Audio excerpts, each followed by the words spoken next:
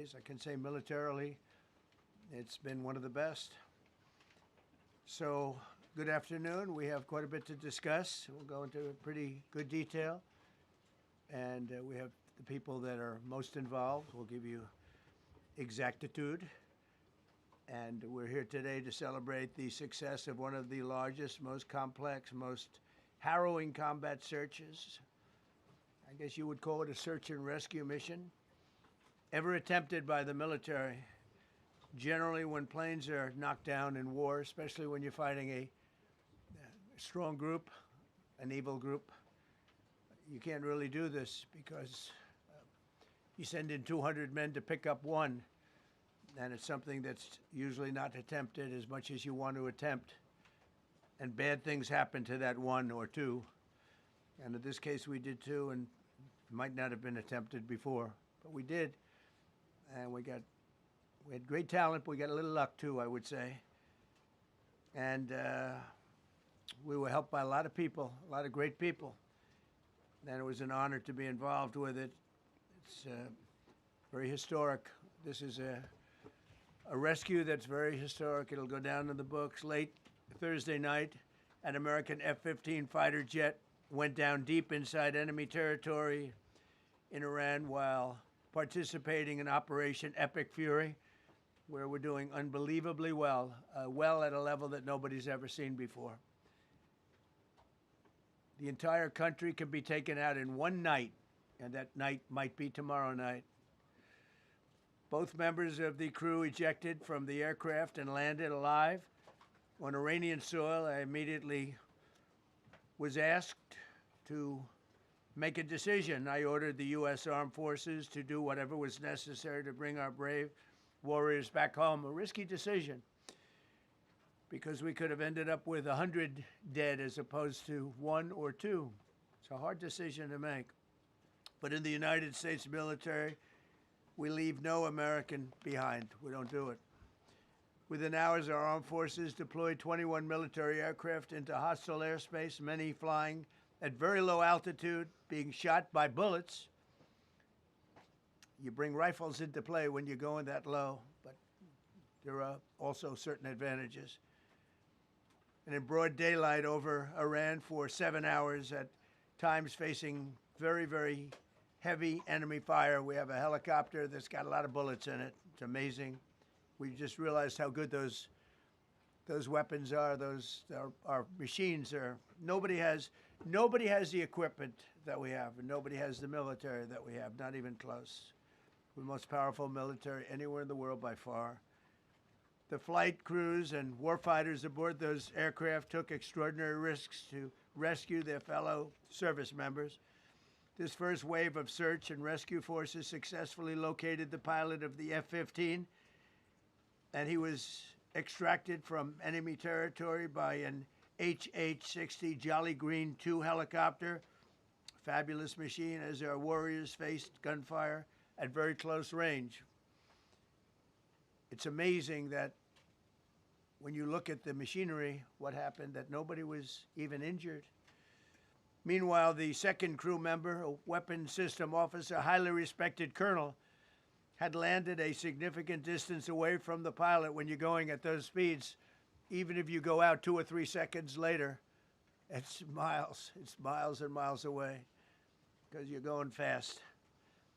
He was injured quite badly and stranded in an area teeming with terrorists from the Islamic Revolutionary Guard Corps rough group, as well as besieged militia and local authorities. Many, on top of everything else, they told the communities actually within inside of Iran, the people of Iran, they were given a tremendous incentive to find this pilot. Despite the peril, the officer followed his training and climbed into the treacherous mountain terrain and started climbing toward a higher altitude, something they were trained to do in order to evade capture. They want to always go as far away from the site of the shoot down. You want to go as far away because they all head right to that site. You want to be as far away as you can. And he was injured, and he was an amazing, amazing thing. He scaled cliff faces, bleeding rather profusely, treated his own wounds, and contacted American forces to transmit his location. They have a very sophisticated beeper-type apparatus that is on them at all times. And when they go out on these missions, they make sure they have lots of battery space and they're in good shape. And this one worked really well, amazingly, saved his life.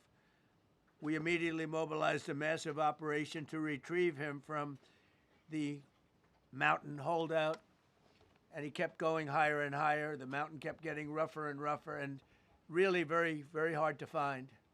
The second rescue mission involved 155 aircraft, including 4 bombers, 64 fighters, 48 refueling tankers, 13 rescue aircraft, and more. We were bringing them all over, and a lot of it was subterfuge. We wanted to have them think he was in a different location because they had a vast military force out there. Thousands of people were looking. So we wanted them to look in different areas, so we were scattered all over like we were right on top of them. We had 7 different locations where they thought, and they were very confused. They said, well, wait a minute, they've got groups here, they've got groups there. It's an amazing thing. I was listening to these great people, these great generals. General Raisin Kane was amazing, and Pete Hegseth was amazing. But I listened to the whole thing. It was pretty amazing. So they had all these different sites where everybody thought he was located. We think we have him over there because they have 9 planes circling a little area that's 25 miles down the coast. So in a breathtaking show of skill and precision, lethality and force, America's military descended on the area, the real area, engaged the enemy, rescued the stranded officer, destroyed all threats, and exited Iranian territory while taking no casualties of any kind.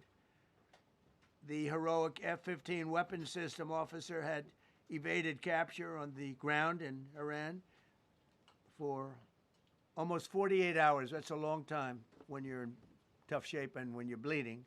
It's a long time. When we left, as you probably know, we had 2 large planes, pretty old planes that carried a lot. We needed a lot more equipment going in than coming out, obviously, because going in, we needed to be able to scale mountains. And we had a lot of equipment. But the sand was sandy, wet sand. So we thought there may be a problem taking off because of the weight of the plane. And then we also had all the men jumping back onto the planes. And they got pretty well bogged down. And we had a contingency plan, which was unbelievable, where lighter, faster aircraft came in, and they took them out. We blew up the old planes. We blew them up to smithereens because we had equipment on the planes that, frankly, we'd like to take, but I don't think it was worthwhile spending another 4 hours there taking it off. So we didn't want anybody to have. We have the best equipment anywhere in the world. We didn't want anybody examining our anti-aircraft and other equipment. So these were large planes that were old and pretty old, and we blew them up. And we had faster, lighter planes come in, and they were able to land on the sand. We needed the bigger planes because we had so much equipment that we needed. We took 3 helicopters over there, which were very strongly used and couldn't have lived without them. They performed unbelievably well. And if you'd see it, you wouldn't believe it. They came off the plane, and these guys had them, the rotors were off. They rebuilt these helicopters in less than 10 minutes. And that was one of the more amazing things. These are helicopters, small, unbelievably powerful, but small, very small, so it can get into certain areas.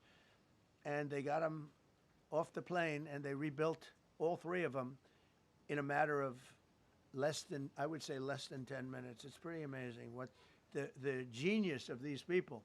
Who would think that? You'd think it would take 5 days to build them. And in some companies, it would take 5 days, and they wouldn't do it well. But they served us well.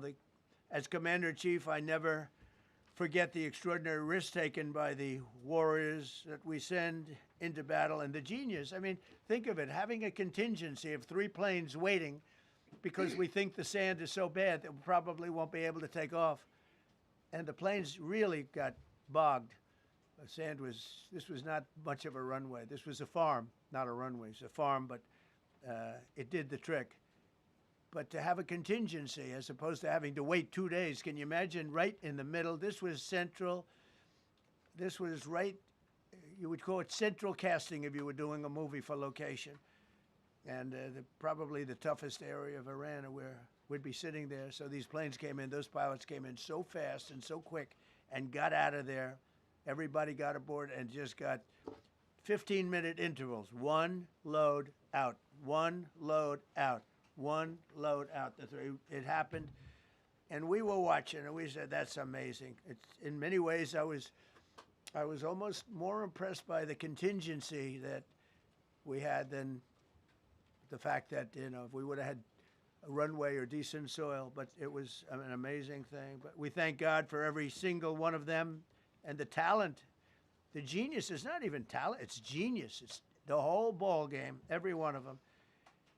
If you look at what we did with Maduro, we went into a military compound, a massive, with thousands and thousands of soldiers, and within a matter of minutes, and he lived behind iron doors. There were steel doors, broke them down so quickly. And within almost minutes, he was in the back of these planes. It was a similar group, incredible. We have incredibly talented people. And if the time comes, we move heaven and earth to bring them home safely. We're going to bring our people home safely. I want to thank every member of the U.S. Armed Forces involved in these historic operations. They really were historic. It's just not something that's done. And you'd understand it. Not that they don't want to do it, but when you're going into areas, when you look at these helicopters, when you look at the amount of bullets and everything else that they took, when you go into these areas, you don't come out like we came out. God was watching us. I tell you, well, it was the Easter, we were in Easter territory, I guess, but God was watching us. It's amazing. Because when you look at the machinery, they took damage. It tells you, first thing I said is, these are unbelievable machines, how they flew back and not even much of a problem.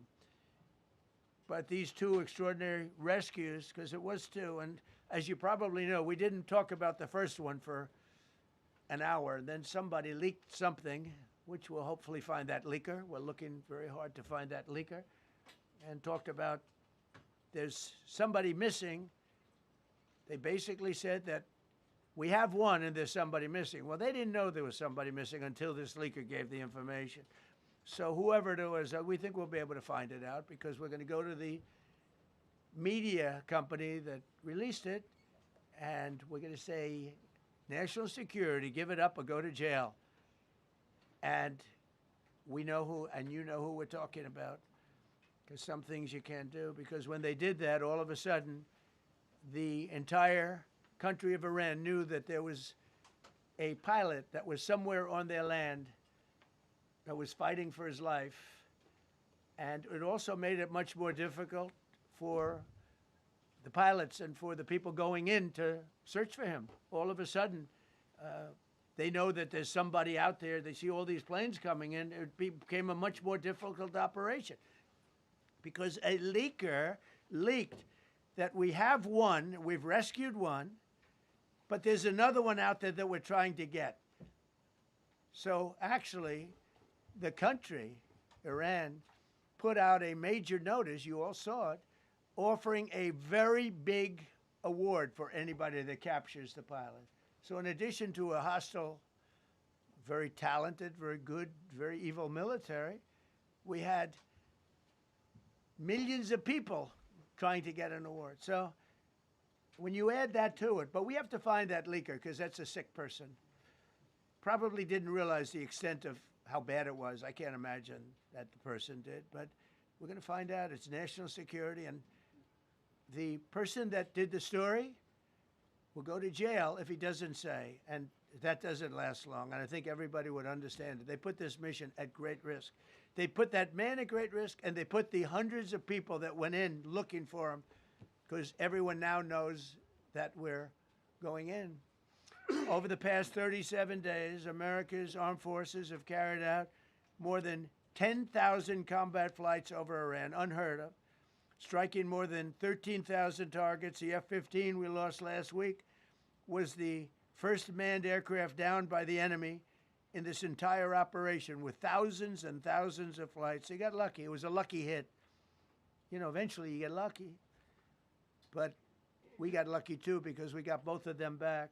But it's a record that is unparalleled in the history of military air operations. Nobody's ever seen anything like it. It's such an honor to be involved with it. We were up late at night, and then we were waiting for those contingent planes to come in, and we say, come on, let's go, get in, because they're waiting out on this farm without a runway, with wet, crummy soil, sand, mostly sand, wet sand, and it eats planes alive. And we're waiting, and we're saying, I hope that one can land and take off. And they came in like magic, boom, boom, boom, one after another. It was like genius. So impressed by that. Because we were a little concerned. We said, boy, if they don't get in and get up fast, we're sitting in them. And that's called Iran Prime, right, General? That's where the whole bet is. And here we are sitting there waiting for a plane. But they came in so fast and so hard, and these guys knew exactly what to do. Let's go, come on, get in, let's go, pwah. They came one right after another, not at the same time. They don't want to come at the same time. They had to come right after each other. They didn't have any room. There was barely any room to land. Tiny little patch of very wet earth and sand. So I'm so proud of the people that I have standing up here with me, and many others that worked. I mean, so many. Steve Witkoff's over here. He's doing fantastically. Jared Kushner. But the people that are here, the job they did is amazing. And I think I'm going to introduce the head of the CIA, and he is a man he's central casting, okay? If we cast a movie, he's going to play the head of the CIA. He's one of the few.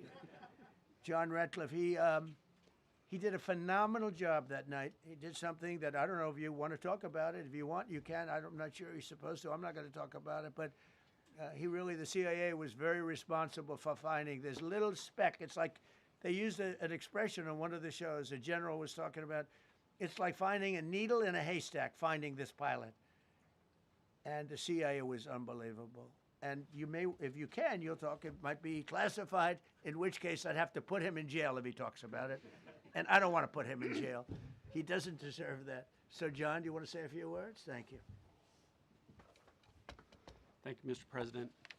It's a privilege to be here with you today to share what we can about this exceptional mission and to recognize the ingenuity and bravery of those who executed it, as well as the leadership and resolve of the President who ordered it. One thing that has been clear to me in this role is that the flawless military operations that the Department of War is known for are hostage to flawless intelligence. We saw that in the skies over Iran in Operation Midnight Hammer last summer. We witnessed it in Venezuela during Operation Absolute Resolve. We've seen it against the cartels in the Western Hemisphere, and we're seeing it every day in Operation Epic Fury, including this mission to rescue an aviator buried deep behind enemy lines. Because it is the unique tradition of the U.S. Armed Forces that we leave no man or woman behind, this was a no-fail mission. That was the spirit in which the President put us to work, and we were determined not to let him down or our airmen down. As an agency, the CIA possesses unique capabilities that only the President can deploy. Some of these capabilities fall under covert action authorities. And because covert means exactly that, I'm not going to be able to tell you everything that you want to know. At the President's direction, we deployed both human assets and exquisite technologies that no other intelligence service in the world possesses to a daunting challenge, comparable to hunting for a single grain of sand in the middle of a desert. This was also a race against the clock, as it was critical that we locate the downed aviator as quickly as possible, while at the same time keeping our enemies misdirected. For that reason, in addition to the human and technical assets deployed by the President to find our airmen, CIA executed a deception campaign to confuse the Iranians who were desperately hunting for our airmen. On Saturday morning, we achieved our primary objective by finding and providing confirmation that one of America's best and bravest was alive and concealed in a mountain crevice, still invisible to the enemy, but not to the CIA. That confirmation was relayed by Secretary Hegseth to the President, and the operation quickly moved to the execution phase. Following the successful exfiltration on Saturday night, our intelligence reflects that the Iranians were embarrassed and ultimately humiliated by the success of this audacious rescue mission. When the President asked me to lead the CIA, he made it clear: get back to basics, no politics, no agendas, tackle the hardest problems, and execute the toughest missions. This President is about results, and now that's what his CIA is about too.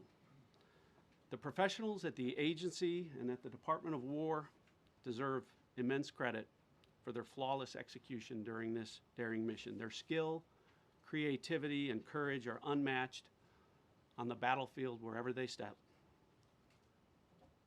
But none of that matters, and all of that is wasted without a President with the political courage to put them into action. Mr. President, I've had the privilege of seeing you act with political courage in the best interest of the United States up close on a daily basis, and I'm grateful that this successful mission has given the American people a window into that as well. The Secretary and Chairman will tell you that our service members' confidence is boosted by a Commander-in-Chief who has their back the same way they have yours. And I know that the confidence of CIA's officers is boosted by the knowledge that their work is informing a President who's not afraid to make the hardest decisions when the stakes are highest. And to the American people, your confidence should be boosted by knowing that the security of the nation is in the hands of a President who's willing to take on problems that have confounded both sides of the political aisle for nearly half a century. It is an honor to serve under a leader who just proved that you can believe him when he says, no matter what, we will leave no one behind. We will come for you. Thank you.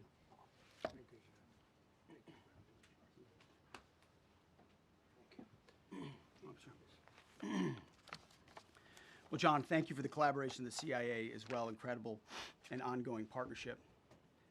Ladies and gentlemen, fellow Americans, and especially the brave warriors in our armed forces, over this Easter weekend, the United States military has once again proved why we possess the greatest fighting force the world has ever known.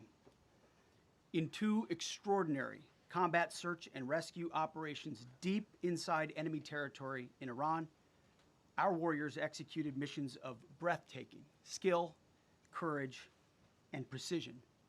When our warriors are unleashed, as this President has allowed them to be, they are unstoppable. When American airmen were down behind enemy lines, our forces and our President did not hesitate. Special operators supported by elite air crews and intelligence professionals moved swiftly and decisively into treacherous mountain terrain under the constant threat of Iranian forces closing in. Ultimately, it was an impotent Iranian threat. And today, as the CIA director mentioned, Iran's military, and we know this, is embarrassed and humiliated, and they should be. Now, these are not routine operations. They were high-risk, high-stakes missions conducted in the heart of enemy territory. This was not just barely into Iran, this was deep into Iran, involving coordinated strikes to suppress threats, deception tactics to protect our teams, and full synchronization across air, ground, and special operations. The Iranians are still asking themselves right now, how did the Americans do this? One downed airman evaded capture for more than a day, scaling rugged ridges while hunted by the enemy.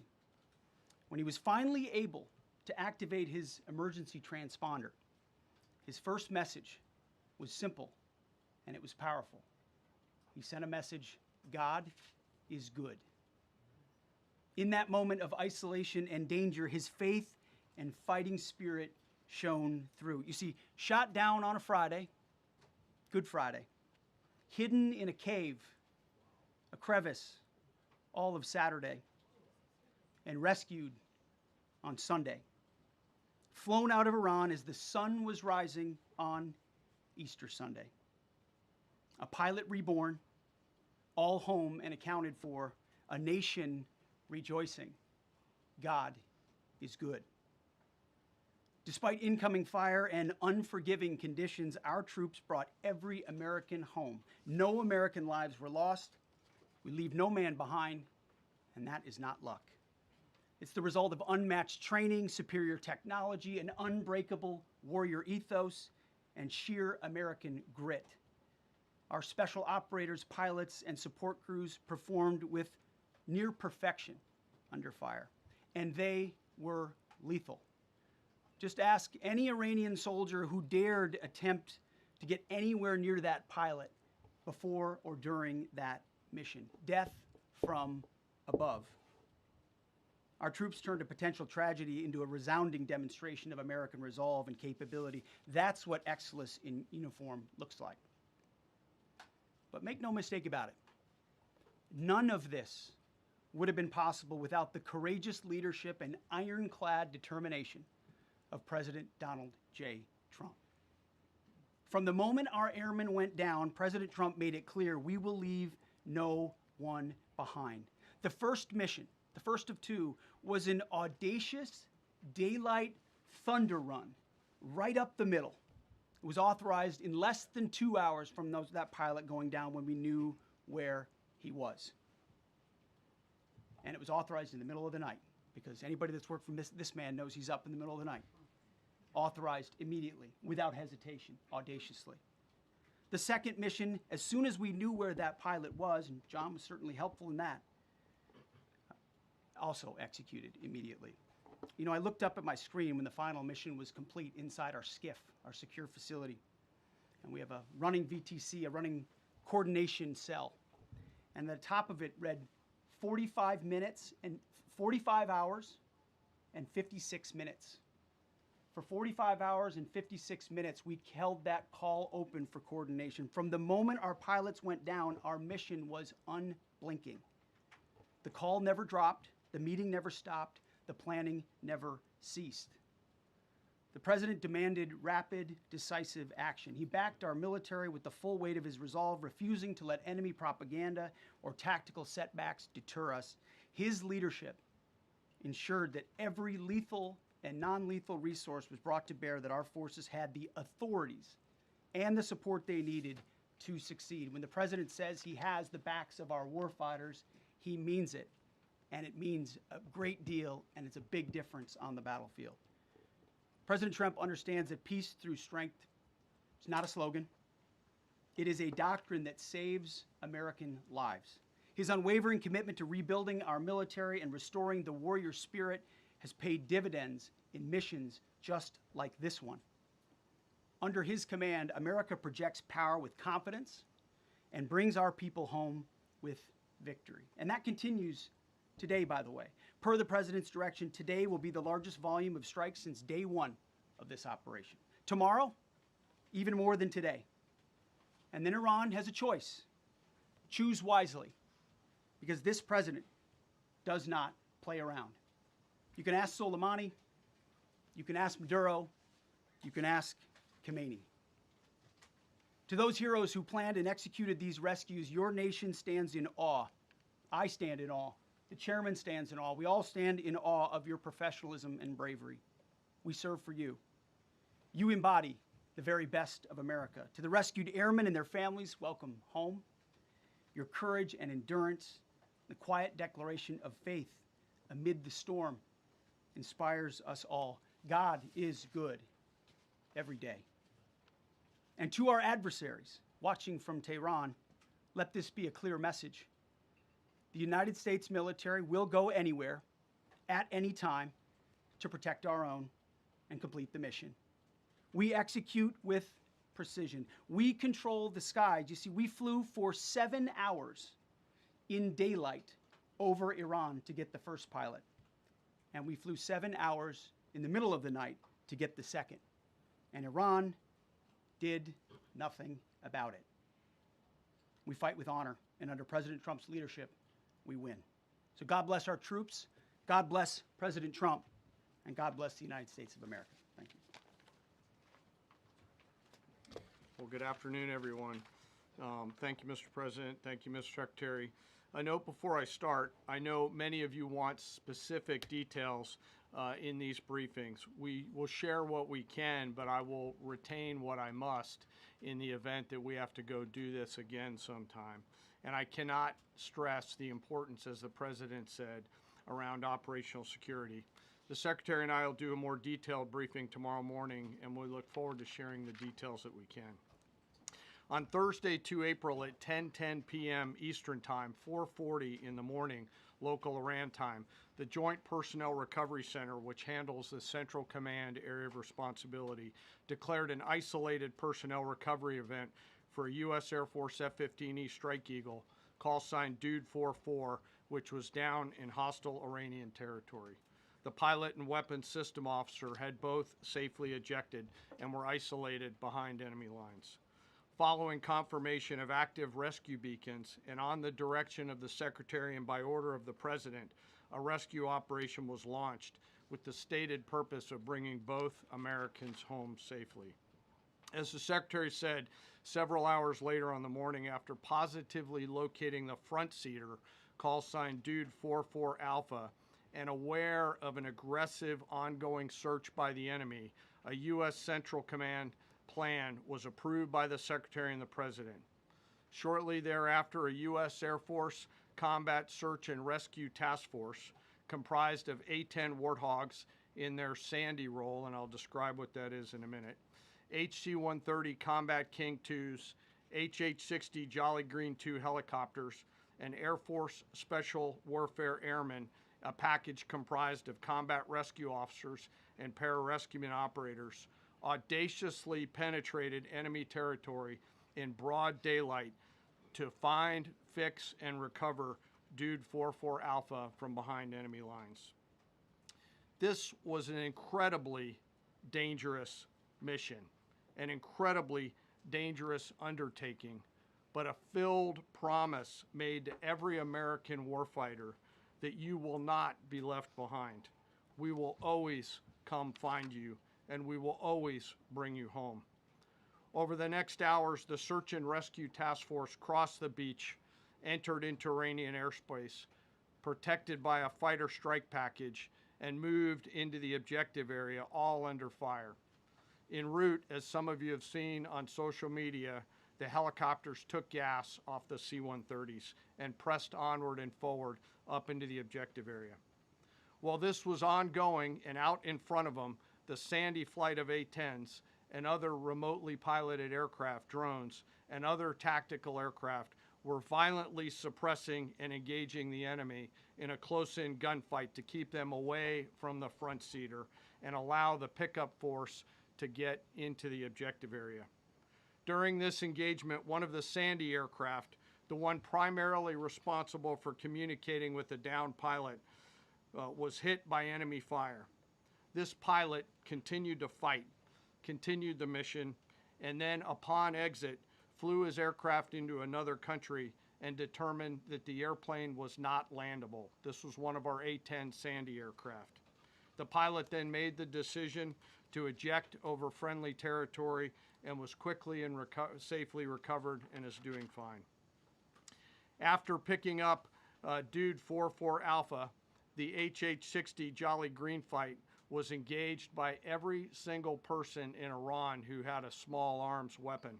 And one of the aircraft, the trailing aircraft, took several hits. The crew sustained minor injury, and they are going to be fine. A note for those of you that do not know what a Sandy does. Named after the flight call sign that did this very mission in Vietnam, flying A-1 Sky Raiders and A-7 Corsairs, a Sandy has one mission, get to the survivor, bring the rescue force forward, and put themselves between that survivor on the ground and the enemy. They are committed to this. This is what they live for, and this is what they've trained for over many, many years. The A-10 force and the rescue force did a fantastic job rescuing Dude 44 Alpha. He was recovered Friday afternoon. As I said, and the nation needs to know this was an incredibly brave and courageous mission, and a testament to the courage, skill, and tenacity of the joint force and our leaders. And especially a daylight option, having the guts to try, means so much to so many. Meanwhile, the backseater, as the President and the Secretary have said, had continued to work and survive. Through the hours of daylight, Dude 44 Bravo, the backseater, evaded. Using every means available, the efforts of the United States military, the Central Intelligence Agency, and others were attempting to find and locate with precision Dude 44 Bravo, the backseater. A note on the backseater and the front seater. The single most important contributor to a successful rescue operation is the spirit of attack inside the heart of that downed aviator. Their will to survive, their will to evade, their will to recover is everything. In this case, the backseater's absolute commitment to surviving made much of our efforts possible. On Saturday, 4 April, after establishing positive communications with the backseater, we learned, as the President said, that he was injured and actively evading enemy forces. And thanks to our interagency partners, we were able to get eyes on his location and positively ID him. Throughout this entire time, the enemy force continued to search for 44 Bravo, and the joint force continued to strike them over and over and over again. Fighting off marginal weather in Iran and the enemy's search for a second time on Saturday, at the recommendation of the CENTCOM commander and at the approval of the Secretary and the President, we launched a rescue task force to recover Dude 44 Bravo. Again, this came to the President and the Secretary for approval, this time with a much larger force package based on the time that the enemy had to prepare to find 44 Bravo. Again, this force was protected by A-10 Warthogs using the Sandy call sign. And this force had one single mission: do everything they can to bring an American home. This meant having a plan, being prepared to execute that plan, and, more importantly, being prepared for multiple, simultaneous contingencies. And because of this force's professionalism, grit, and determination, fight off two enemies at the same time: the enemy searching for 44 Bravo and contingencies, which anyone who has done these types of missions knows we run into every single time. The force fought off both of those enemies incredibly well. During the period of darkness on Saturday, and as the Secretary said, into Easter Sunday and into the daylight, the force fought its way in and rescued Dude 44 Bravo. They were protected overhead by an air armada, including tactical drones, strike aircraft, and others. The force fought through multiple simultaneous contingencies, something no other nation, no other military can do, and safely returned Dude 44 Bravo, the backseater, home, and all other Americans home as well. At midnight 12 local Eastern time, Easter Sunday, more than 50 hours after the start of this operation, the Joint Personnel Recovery Center declared Dude 44 Bravo, both the front and backseater, returned to friendly territory. The courage demonstrated by both the pilot and the weapons system officer while isolated and them invading the enemy cannot be overstated. Their grit and warfighting tenacity is a direct result of the absolute trust they have in our rescue forces, their training, and their will to survive and return. They always knew that we would be ordered to go get them, and they always knew that we would be coming to get them. These two operations reflect our nation's most sacred obligation to our military service members. We leave no one behind, bless you. It also perfectly captures the first truth of our Special Operations Forces, that people are more important than hardware.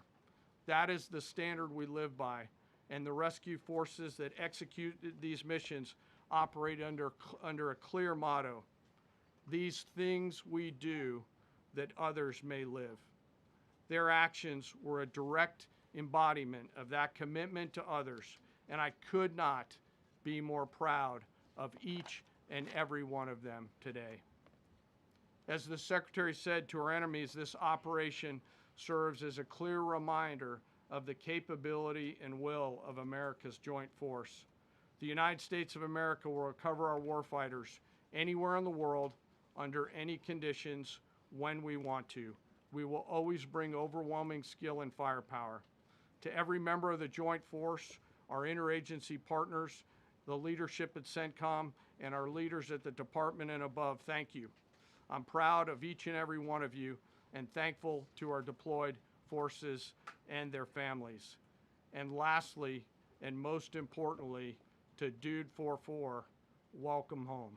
Job well done. Thank you.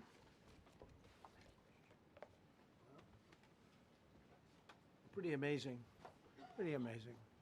And these two gentlemen have been, from day one, they've been perfecto. You know, I got to know General Kane in my first term because he was able to take out ISIS in 4 weeks instead of the 4-year projection that was given to me by other much lesser generals. And I said, you know, if I ever do this again, that's going to be the head of my Joint Chiefs of Staff.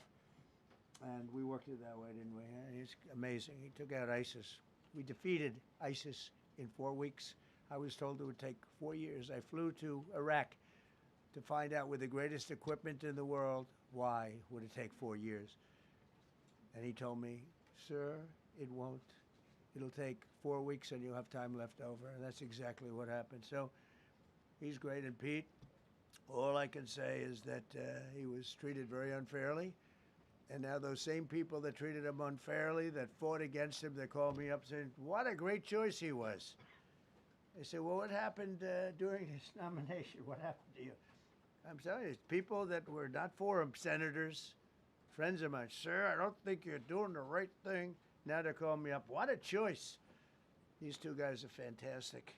And John Ratcliffe was incredible. It was actually their genius that called us from, he was 40 miles away. And he said, you know, we're seeing something moving up in the mountain. This is at night.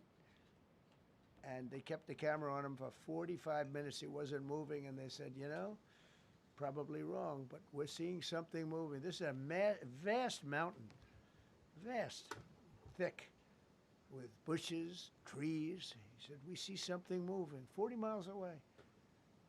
It was the head of a human being, I'm telling you, it's moving. And then all of a sudden, 45 minutes later, he moved a lot. He stood up, and they said, we have him. And that was really the beginning of something incredible. We had an idea where he was, but not specifically, and it's a big mountain. So I want to thank the CIA, too. I don't think they get enough credit for the great job they've done. Yes, please.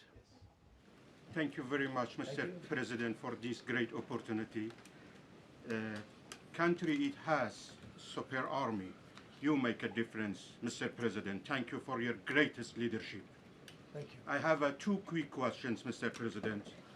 What was your reaction when you learned that Kurdistan region had resumed exporting oil to the international market with your support as United States of America? Well, I expected that. We've gotten along with the Kurds for a long time, so I expected that. Another question, what would be your reaction if the Iranian people rise up against their regime during a ceasefire, Mr. President? Well, they should do it, but again, the consequences are great. I mean, they were told, if you protest, you will be shot immediately. you saw what happened to the young wrestler. He was a great champion, by the way. He was a great wrestler, one of the top in the world. And he and his two friends were hung. And all they did was say a little bit about liberty. They wanted liberty, and they were violently executed. But the number is up to probably 45,000 people were killed. So, you know, when somebody stays in a house, when they know if they walk out of the house to protest, they'll be immediately shot and killed. And they issued that, you know, that was publicly issued. It's not a secret. That's why so many people say, oh, well, why are you doing this way? We can't let Iran have a nuclear weapon. You know, we got regime change. We do. We're dealing with a much different regime than before. We're dealing with different people. They're smarter. I think they're sharper and far less radical. We have regime change, but we didn't do this for regime change. We did it for the fact, and my view was very simple. I saw somebody said, oh, he doesn't have a plan. I have the best plan of all, but I'm not going to tell you what my plan is. You know, they want me to say, here's my plan. We're going to attack at 9:47 in the morning, and then we're going to do this, and then we're going to, and if you don't do that, they say, I have a plan. These people know what the plan is. Everybody here knows what the plan is, but it's very unfair to say, you know, because I don't mind being insulted. I've been insulted for many years by the fake news, but you can't. It's so bad for the people that are so pro. You just saw two great, and John Ratcliffe, three unbelievable people. They have a plan. Every single thing has been thought out by all of us. But I can't reveal the plan to the media. So, you know, but we're just thrilled by the success of this operation. Yes, please. Thank you, Mr. President. You've said Iranians would be mad if you stopped these attacks, but why would they want you to blow up their infrastructure, to cut off their power? Wouldn't that be punishing Iranians for the actions of the regime? They would be willing to, and it's suffering. They would be willing to suffer that in order to have freedom. The Iranians have, and we've had numerous intercepts. Please keep bombing. Bombs that are dropping near their homes. Please keep bombing. Do it. And these are people that are living where the bombs are exploding. And when we leave and we're not hitting those areas, they're saying, please come back, come back, come back. These are the people. I don't know what they do. All I can tell you is they want freedom. They have lived in a world that you know nothing about. It's a violent, horrible world where if you protest, you are shot. Remember the great woman protests where they had 400,000, 500,000 women, and they were all enthused and they were going to protest, and everybody said, oh, the regime's going to come to an end. And then all of a sudden, boom, boom, 5, 6 different areas. A woman would go down right between the eyes. They had snipers. They had 5 snipers. That's all it took. And those 400,000 or 500,000 women said, oh my God, what's that? Oh, look over there, what's that? A woman shot right between the eyes. And after 5 or 6 of them go down, then you start hearing the purr through the vast number of people. And then they said, oh my God, who would do that? And they're incredible people, but they've lived so horribly. They've lived so horribly. You know, Iran was a great country if you go back 25 years ago or so. The Persian people, they're incredible, smart, brilliant actually. And I know so many. I know coming from New York, originally I know so many people from Iran. They're incredible people, incredible energy and very, very brilliant people. But when you're standing in a group and protesting and you have a woman, in the case of the woman, remember the Great Woman March, everybody was saying, oh, this is the end of the country. And then snipers selectively picked. Every single one was shot right between the eyes from a long distance. They were on top of buildings. Nobody even knew where they were, where they're coming from. This wasn't like a machine gun, which is also very bad. They've done that too. They did that recently. This was snipers sitting on the top of buildings, aiming and hitting women. And when they see people go down, and all of a sudden there's a riot in the reverse direction, and they never came out again. And a lot of the news doesn't talk about that. They talk about, oh, women's rights. You want to see women's rights? You're not going to see it there. It's amazing when I see some of the stupid people like, you know, AOC +3, all that group. They talk about, oh, freedom for Iran. They don't tell you the real facts. Women, men, gays. How about gays for Iran? They kill the gays. They throw them off buildings. So I wonder what's going on. I can only say this. They want us to keep bombing, even if it jeopardizes, because their life is in much greater danger. They want freedom for Iran, but it's very hard for them to protest. I actually tell them, I said, don't go out. I fully understand. Nobody in this room would go out. I don't think there's any, because frankly, it's not a question of bravery. We're all brave, right? You're brave, I'm brave, we're all brave. But we're also intelligent.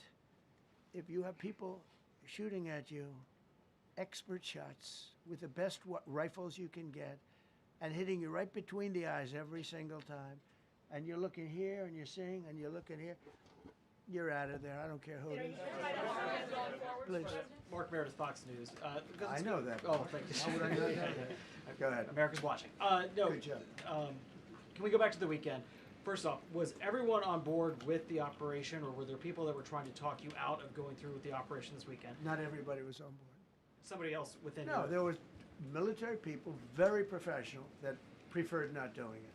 These two were totally on board, which was very important. If they weren't, I would have had a little difficulty. But no, there were military people that said, you just don't do this. You don't go into the heart of a very powerful military. You know, this is, hey, you have countries and countries. You have some countries where military is not their strong suit. This whole thing is militarized like nobody's ever seen before. Half the people are wearing uniforms. And we had people within the military. Usually it's not done. That's one of the reasons. You know, I was surprised. Somebody said it's the only time it's ever been done. I said, that's not possible. But it is possible, because you're going into hundreds of thousands of soldiers along the path. I mean, look at some of the helicopters, how they got hit. So, yeah, there were people within the military that said it's a wise. And don't forget, how many men did you send altogether, approximately, for the operation? I'd love to keep that a secret. Mr. Okay, well, we are. But I will tell you, the number, I'll keep it a secret, but it was hundreds. And hundreds of these people, that's pretty good. Is he central casting? But hundreds of people went into this journey. Hundreds of people could have been killed. Forget about the equipment, a lot of equipment, nobody cares. Hundreds of people could have been killed.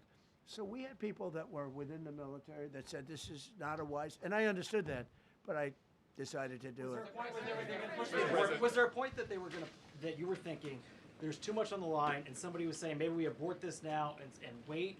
I mean, given the resource, like the general said, it seemed like there was so much on the line here. You must have been thinking, Well, this could have completely changed the So next the 3 first years. one, which was in many ways as dangerous as the second, I guess it gets, because we're flying over daylight. You know, we're the best at the world at night. We have goggles that nobody, we have goggles, I've tried them, they're unbelievable. I see better with the goggles at night than I see without them during daylight. I mean, daylight today, we have a beautiful day. You see just as well with goggles. In many ways, it's enhanced. So we have the best in the world. So it's much safer for us to do it at night, whereas other people, no other country has that capability. They don't have that particular piece of equipment like we do. But when I was told flying and in daylight, I think we flew 7 hours over Iran, and that's a long time, over unbelievably hostile territory where they have nothing but weapons. We took out their anti-aircraft, which is great. We took out their radar, which is great. We took out a lot, but they still have, you know, what hit this one was a handheld shoulder missile, heat-seeking missile. So it's not like, you know, they're totally whatever. And they have probably a little luck, because you got to get lucky. But they shot it, and it got sucked in right by the engine. But these guys were out of there. They were great. Their timing was great. But no, I was told that this is a very dangerous mission. I understand. They didn't say it's a foolish mission. They said, you know, we're going to be sacrificing hundreds of people do this. This is, I mean, you have tankers that are flying over this area so that because the flight was so long, they had to refuel. It's a very dangerous mission. I just felt it was worth it. If you would have told me that we would have been successful, gotten both, and nobody was even essentially injured, I would have said that would be impossible. Yeah, Bruce. Mr. President, thank you very much. Thank you, sir. Oh, well, I'll come back to you. Okay, thank you. Given that you are now dealing, you say, with a more reasonable, less extreme leadership in Iran, what does that mean for the protesters, for the human rights movement in that country after this conflict? Well, I What's think your positive. expectation? Yeah, if they assume control, if we do something and they assume control, I think it's very positive, a big step.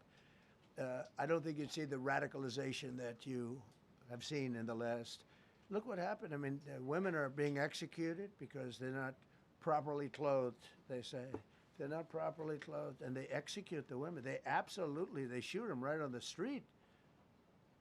No, you have a much different group of people. Now, I'm not saying we are dealing with them. Essentially, they have till 8 o'clock tomorrow night, Eastern time. But we are dealing with them. I think it's going well. Mr. Witkoff is here, and JD's involved in the dealing. Mr. Witkoff is sitting right here, and I think it's going fine, but we'll have to see. You have to understand, we've been dealing with these people for 47 years. I'm standing here with a much more powerful Iran as of a month ago, not anymore. Right now, they are decapitated. But I'm standing here a month ago with a much more powerful Iran than it was at any point during 47 years. This should have been handled by 7 presidents, a lot of presidents. And those presidents are saying now, every one of them to their friends, we should have done this a long time ago. So it's not something I like doing. It's very dangerous, and we're getting them at the height of their strength. If I didn't terminate the Barack Hussein Obama Iran nuclear deal, they would have had don't forget, that was a path to a nuclear weapon. Remember this. He chose Iran over Israel, pure and simple. How Israel can vote for a Democrat is if you're Jewish in New York City or any place else in this country, and how you can vote for a Democrat is unbelievable, because he chose Iran, a very hostile Iran. Remember when he filled up a 757 with cash, billions of dollars of cash, and he sent it over to them. Then they gave them tens of billions of dollars. He chose Iran over Israel and really the Arab world, if you look, because, you know, the other, Saudi Arabia, Qatar, UAE, I mean, you take a look. I mean, I can add Kuwait and I can add Bahrain, and you can add others. He chose such an unlikely candidate. Nobody could believe it. Frankly, if you're going to choose between Iraq and Iran, he should have befriended Iraq. He went in the exact opposite direction of all thinking, and he made a terrible mistake. But that was a road to a nuclear weapon. And when I terminated that, everyone said, oh, he terminated it. It was one of the best things we ever did, because he had a road to a nuclear weapon. And it was a very short-term deal. You know, countries don't do 10-year deals. Countries do hundreds of years. You don't do a 10-year deal. For a country, this isn't, you're a landlord and you're renting a store on a certain street, and you give somebody a 5-year or a 10-year lease. This is a country. It was a short-term deal. It was ready to expire. I terminated it before it expired. Took a lot of heat, and it was one of the best things I ever did, because he would have had a nuclear weapon. Then he would have had another nuclear weapon, had those beautiful B-2 bombers not gone in 8 months ago and obliterated that site. And by the way, the word is obliteration. CNN said, well, maybe it wasn't complete. It was so complete that they still haven't been able to get it. It was obliteration. But if we didn't hit them, that was a courageous decision too, because we had all those planes flying in at night with very little cover, unbelievable stealth planes, and they were able to do their job. If we didn't do that, Iran would have had a nuclear weapon at a high level, either one of those two instances. And if they did, in my opinion, I told this to Bibi Netanyahu yesterday, Israel would have been extinguished. Large portions of the Middle East would have been extinguished, whether it's Saudi Arabia, Qatar, UAE, or others. And you saw that with thousands of missiles raining down upon them. They didn't think they were going to be hit. They thought they'd be watching us fight. And all of a sudden, UAE got hit by 1,500 missiles. He would have taken them out also. And they were powerful. If I didn't come along and terminate the Obama deal, which was terrible. The Iran nuclear deal was a road to a nuclear weapon, a big one, unlimited. Legally, I terminated it without even much thought. It was so easy. I terminated that, and then the B-2 bombers. And I did one other thing. I had killed Qasem Soleimani, who was an evil genius. And the reason I did it, I heard he was going to knock out 5 of our military bases. And had he lived, I believe we would be fighting perhaps a different Iran right now, because he's never been replaced, you know. And I did one other, but this one was not picked up. Osama bin Laden. If you read my book, I said you got to take him out 1 year before the World Trade Center came down. So I wish you'd read the book. But you, as a president, to be a good president, I believe you have to have good instincts. And a lot of this is instinct. Yeah, please. Thank you so much for taking my question, Mr. President. Yeah, go ahead, please. Last week you suggested that Europe should take the lead on reopening the Strait of Hormuz. Has circumstances changed now that you're issuing a direct 48-hour ultimatum? And secondly, would a new ceasefire include Israel, or would it just be between Iran I can't and the talk US? about ceasefire, but I can tell you that we have a active, willing participant on the other side. They would like to be able to make a deal. I can't say any more than that, but they'd like to do it. Mr. President, thank you so much. you've Mr. listed the President. goals. Excuse me. Please, go ahead. You've listed Thank the you, Mr. goals of President. Who you Happy with? to- Who you with? My name is Diarcto. I'm with the largest Kurdish media outlet, Rueda Media Network. It's based in Iran. Go ahead. Mr. President, you said before that you don't want the Kurdish forces to enter Iran and be harmed. Do you still want them to stay away? Or what role do you expect them to play now? I'd rather have them stay away. And then, I'd rather have them stay away because I think they bring with them some problems and some difficulties. And I don't think they bring death, I mean, you know, to themselves. But I'd rather have them stay away. Go ahead. Thank you, Mr. President, for the question. Deliberate attacks on civilian infrastructure violate the Geneva Conventions and Who you international with? law. Who you with? I'm with the New York Times. Zolan from the New York Times. Are you The failing. Are you You see concerned? circulation way down at the New York Times. Are What's you going on with concerned it? that your threat to bomb power plants and bridges amount to No, war not at crimes? all. No, I'm not. I hope I don't have to do it. But again, I just said 47 years they've been negotiating with these people. They're great negotiators, and because they're not going to have a nuclear weapon. And if somebody that takes my place someday is weak and ineffective, which possibly that will happen because we had numerous presidents that were weak, ineffective, and afraid of Iran, we're never going to let Iran have a nuclear weapon. And if you think it's okay for people that are sick of mind, that are tough, smart, and sick, really sick, you know, from a policy standpoint, from a any which way you want to say, mentally, these are disturbed people. If you think I'm going to allow them, and powerful and rich, to have a nuclear weapon, you can tell your friends at the New York Times, not going to happen. It means violating Quiet. international law. You no longer have credibility at the New York Times. Because the New York Times said, oh, Trump won't win the election, and I won in a landslide. I won every swing state. New York Times said, oh, Trump won't win the election. New York Times has no credibility. The credibility they have is it used to be all the news that's fit to print. The old gray lady, it was great, but they're running on past fumes, and you can't keep doing that. You have to be able to give the correct news. And people like you, who I know, are fake. You're fake. Go ahead, please. Your messaging on the war has moved from the war is coming to an end to war going to be bombing Iran to the Stone Ages. Right. And we've heard a range of those Sure. kind of messages. So which is it? Are you winding this down Can't tell you. or are you escalating I can't tell it? you. I don't know. I can't tell you. Depends what they do. This is a critical period. They have a period of, well, till tomorrow at 8 o'clock. I gave them an extension. They asked for an extension of 7 days, right? I said, Steve, give them 10 days. 10 days is up actually today, so I gave them 11, I guess indirectly. I thought it was inappropriate the day after Easter. I want to be a nice person. They have till tomorrow. Now we'll see what happens. I can tell you they're negotiating, we think, in good faith. We're going to find out. We're getting the help of some incredible countries that want this to be ended because it affects them also. A lot of people are affected by this. But we're giving them till tomorrow, 8 o'clock Eastern Time.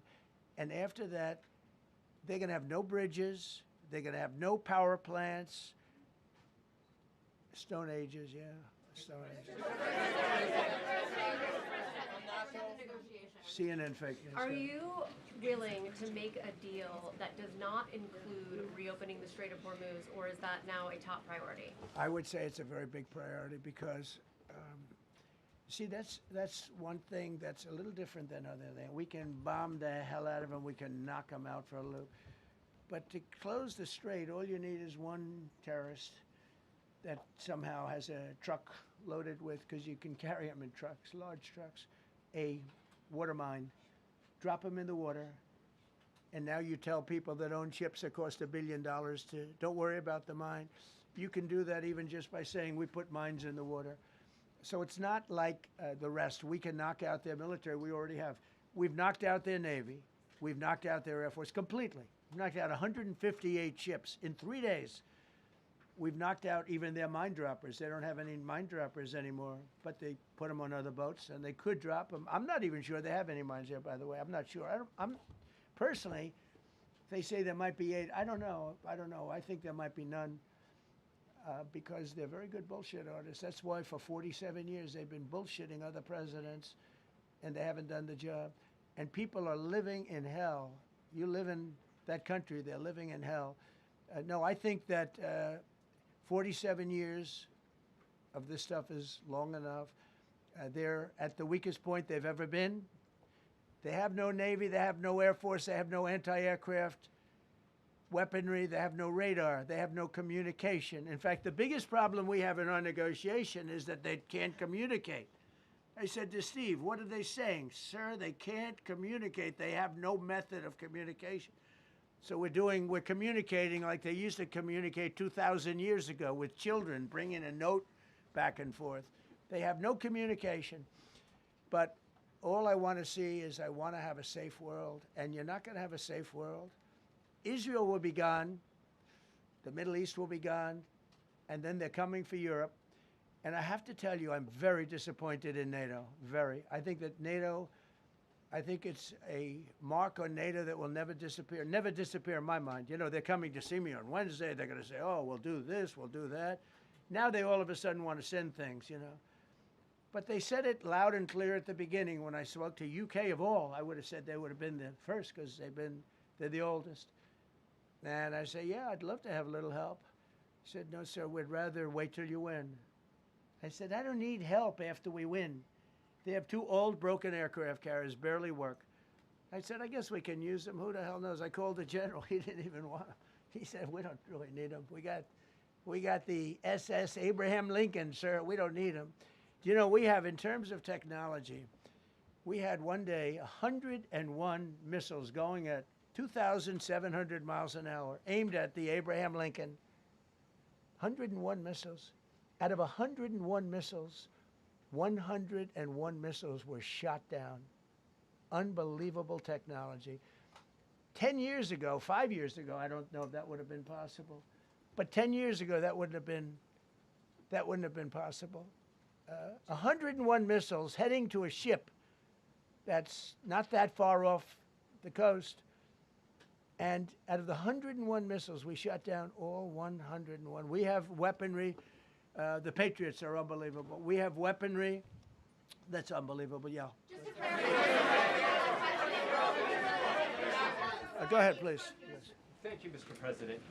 You said earlier today during the egg roll that you would like to take Iran's oil, but Americans want U.S. forces home. Correct. What's that trade-off? If I had my Does it choice, take too yeah, much time? because I'm a businessman first. With Venezuela, as you know, the war was over in about 45 minutes. And we have great people running Venezuela, very good people. I mean, the relationship is good. And we are a partner with Venezuela. And we've taken hundreds of millions of barrels, hundreds of millions. Over 100 million barrels already is in Houston, refined and out. And paid for that war many, many times over, many times over. You know, the old days, to the victim. Okay, you know that. To the winner belong the spoils, go the spoils. And I've said, why don't we use it? To the victor go the spoils. And we don't have that. We haven't had that in this country probably in 100 years, because even the Second World War, you look at the Second World War, we didn't have it with the Second World. We helped rebuild all those countries. We rebuilt Germany. How about Germany telling us that, well, it's not their war. We had nothing to do with it. They wanted me to go and tell them everything I was doing. We didn't know anything about it. Well, if I would have told them, they would have leaked it, and we wouldn't have been nearly as successful, possibly, right? But to the victor belong the spoils. So we haven't heard that in, I think, maybe hundreds of years. Now with Venezuela, and we, just so you understand, the people of Venezuela, they say if I ran for president of Venezuela, I'm polling higher than anybody has ever polled in Venezuela. So after I'm finished with this, I can go to Venezuela. I will quickly learn Spanish. It won't take too long. I'm good at language. And I will go to Venezuela. I'm going to run for president. But we're very happy with the president-elect that we have right now, the people that are running it. If you remember Bush with Iraq, they fired the generals, they fired the police, they fired the people that worked in their equivalent of the White House. They fired everybody. And you know what they had? They had a mess. And you know what happened? ISIS formed. Those generals and those soldiers got together, the police got together, they all got together, they formed ISIS. Not going to happen with us. So Venezuela has been an incredible situation. We went in, we were very successful, military power like nobody's ever seen. The general, Venezuelan general said, I was on that site. I said, I've never seen ferocity like that. I've been doing this for 40 years. He said, I've never seen it. They hit us from 17 different, they were all set. They saw that big, beautiful aircraft carrier, the Ford in that case, and planes were pouring off it at 1 o'clock in the morning. So typically when you see that late at night, you know you could be in trouble, right? And we were all ready. They had their equipment. It was Russian, and they had Chinese equipment. It was all set. They were going to give us a fight. He said, and then they came, and they came at speeds like we've never seen. And they came at 17 different angles. The general and his people, that was a lot of angles. They hit him from every angle. He said, we knew it was over in 3 minutes. We were waiting for them. Their equipment didn't work, and there's a reason it didn't work. Someday we'll explain that to people. They pressed the button, nothing happened. They pressed it again and again, nothing happened. And he said, we knew this whole thing was over in 3 minutes. We've never seen any, he used the word ferocity. The ferocity of these planes from 17 different angles, and it was over. They went inside, and remember, that was on a military base with thousands of soldiers. And those soldiers looked and they said, get the hell out of here. Thousands. We didn't have thousands. We had like 200 people. So we have a great military. And I'll tell you what, somehow this rescue captured the world's attention, more so than normally. You're talking about 2 people. But this rescue captured the world's attention. But we did it in Venezuela. That was amazing. And now we have a very bad man in prison and going to trial. I mean, he released, aside from the drugs, which he was terrible, Maduro released hundreds of thousands of people from jails into our country.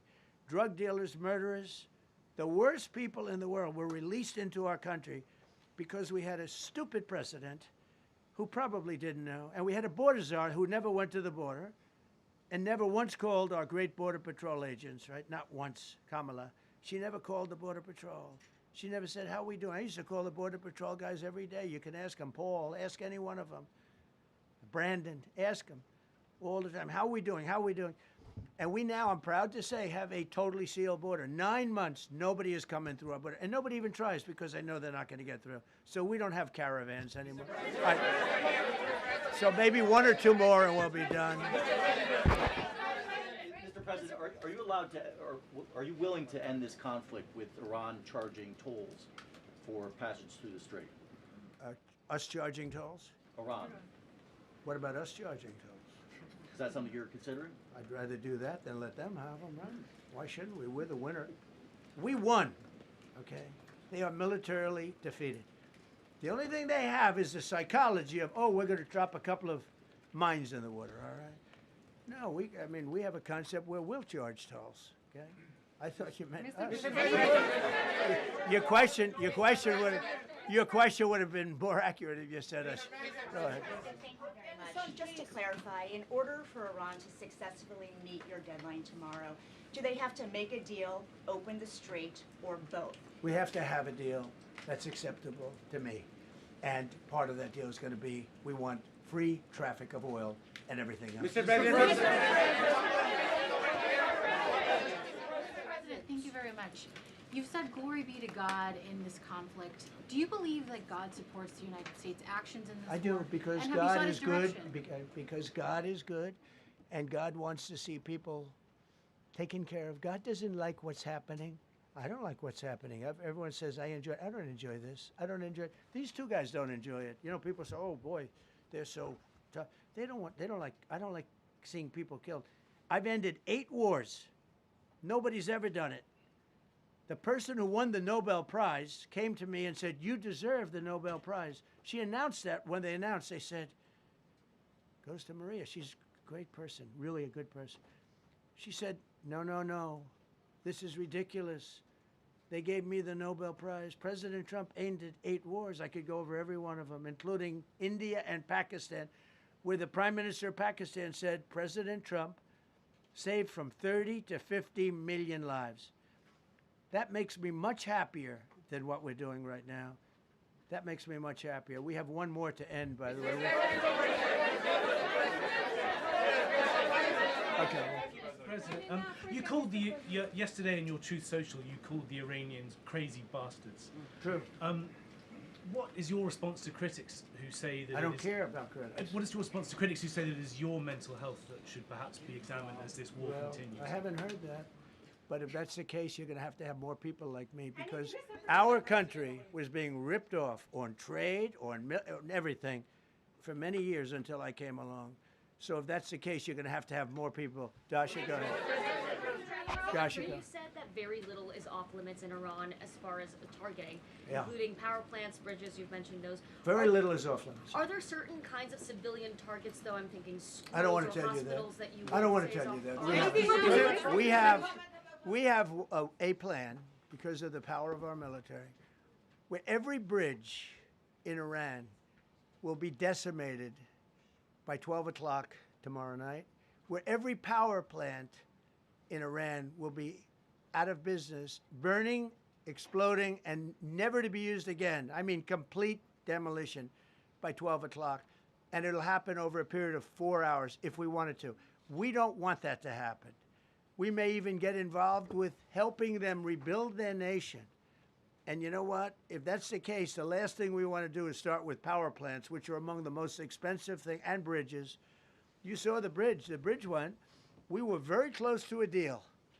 And then I got a call from Mr. Witkoff, Mr. Kushner, and JD saying, I think they're breaking the deal. I said, tell them that's okay. Don't worry about it. But tell them to look out their window and watch. And within 45 minutes, I gave the order to knock out the biggest bridge. I gave the order, knock out the biggest bridge in, I believe, the Middle East, but the biggest bridge in Iran. And within 10 minutes after I gave that order, that bridge was over. So do I want to do that? No. Do I want to destroy their infrastructure? No. It will take them 100 years to rebuild. Right now, if we left today, it would take them 20 years to rebuild their country, and it would never be as good as it was. And the only way they're going to be able to rebuild their country is to utilize the genius of the United States of America. You voiced your displeasure displeasure with NATO in the past. Is there a danger to the U.S. not being the de facto of the leader of the alliance, and then other powers within the alliance then getting the decision making when it comes to wars and nuclear weapons? No, it's not a danger. Look, we went to NATO. I didn't ask very strongly. I just said, hey, if you want to help, great. No, no, no, we will not help. I said, that's all right. You don't want to help? Because I've always said NATO's a paper tiger. See, NATO's a paper tiger. Putin's not afraid of NATO. Putin's afraid of us, very afraid of us. And he's explained it to me a lot of times. I got to know him very well. I know him very well. NATO's a paper tiger. NATO is us. And when we needed them, we didn't need them, by the way. We didn't need them, obviously, because they haven't helped at all. Just the opposite. They've actually gone out of their way not to help. They didn't even want to give us landing strips. Think of it. And it's not just NATO. You know who else didn't help us? South Korea didn't help us. You know who else didn't help us? Australia didn't help us. You know who else didn't help us? Japan. We've got 50,000 soldiers in Japan to protect them from North Korea. We have 45,000 soldiers in South Korea to protect us from Kim Jong-un, who I get along with very well, as you know. Do you notice he said very nice things about me? He used to call Joe Biden a mentally retarded person, okay? So don't tell me about your stuff. Joe Biden, he said he's a mentally retarded person. He was so nasty to Joe Biden. It was terrible. But to me, he likes Trump. And do you notice how nice things are with North Korea? It's very nice. But we have 45,000 people, soldiers, in harm's way, right next to Kim Jong-un with a lot of nuclear weapons. 45, which should have never happened if a certain president, I'm not going to mention this president because I happen to like him, believe it or not, but if a certain president did his job, Kim Jong-un would not have nuclear weapons right now. But they were all afraid to do their job properly. But just to conclude and just to finish, Japan didn't help us, Australia didn't help us, South Korea didn't help us, and then you get to NATO, NATO didn't help us. There were some countries that did. Now, countries that have been good, now you could also say they're got to be a little bit more involved because they're in the territory, but Saudi Arabia has been excellent, Qatar has been excellent, UAE has been excellent, Bahrain, Kuwait. I mean, Kuwait did shoot down 3 of our planes. The only planes, really, that we lost with friendly fire, they call it. I call it unfriendly fire. They unfortunately didn't know how to use our great Patriots. The pilot said, what kind of a missile's coming at us? Patriot. Boom, they got out. Because they know a Patriot never misses. So they had beautiful Patriots. There were planes heading in their direction. Unfortunately, they decided to shoot those planes. They were our planes. So, NATO is a paper tiger. Now, he's coming to see me on Wednesday, as you know. He's a wonderful guy. Secretary General is great. And Mark Rutte, he's a great person, but he's got, and you know, it all began with, if you want to know the truth, Greenland. We want Greenland. They don't want to give it to us, and I said, bye-bye. Okay, thank you very much, everybody. Thank you.